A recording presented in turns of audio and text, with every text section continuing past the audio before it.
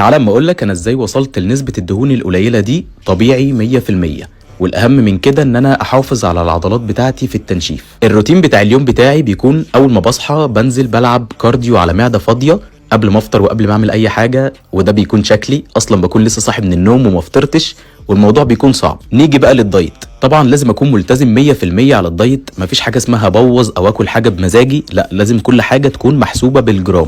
ومعظم اكلي بيكون فراخ ورز، وطبعا لو معاها خضار مثلا خيار زي ما انا باكل خيار كده. بالنسبه بقى للتمرين لازم يكون بشده عاليه جدا علشان اقدر ان انا احافظ على عضلاتي ما تقلش وانا في مرحله التنشيف. وطبعا كل ما الكارب بيكون اقل في الاكل التمرين بيكون اصعب. وطبعا ما ينفعش اخرج من الجيم غير وانا شكلي عامل كده.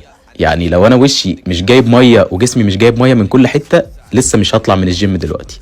وفي اخر مرحله التنشيف الوش نفسه بيكون بان عليه ان هو نسبه الدهون قلت. وما تنسوش ان الطبيعي يكسب. مبدئيا كده مع كامل الاحترام والتقدير، بس كل الكلام اللي في الفيديو ده غلط تماما. اول حاجه موضوع الكارديو على معده فاضيه اللي انا شرحته قبل كده في فيديو لازم ترجع له وهسيب لك اللينك بتاعه، بس انا مش قادر اصلا ان انا اشرح الموضوع ده.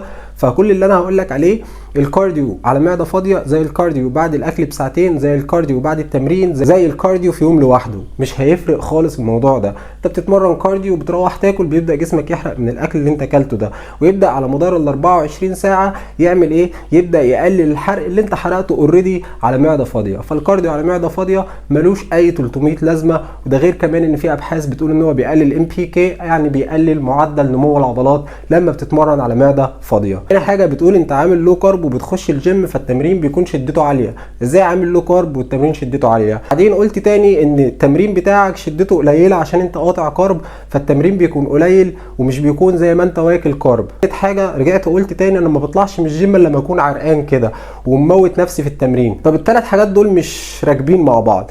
ممكن مثلا عرق او الجو حر. تعرق في التمرين ده مش مقياس ان شده التمرين عاليه او ان انت موتت نفسك في التمرين.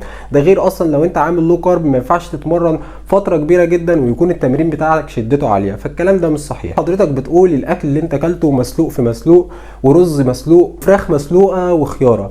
والله الاكل ده يعني انتوا بتظلموا نفسكم. انا عارف ان انت كنت في بطوله على عيني وراسي، ولكن احنا عاملين الكلام ده وانا عملت الكلام ده باكل حلو جدا واومليت والدنيا جميله، لان التغذيه عليت قوي والدنيا بقت عاليه قوي في التغذيه. وعاد حضرت ناس وكمان ناس موجوده عامله اجسام رهيبه باكل شكله حلو. فانتوا يا جماعه مش اللي في الفيديو ده عشان توصل للنشافه دي. انت ممكن توصل للنشافه دي وما تعملش كل الكلام اللي اتعمل في الفيديو ده، وانا هقول لك في فيديو لوحده ازاي تعمل الكلام ده.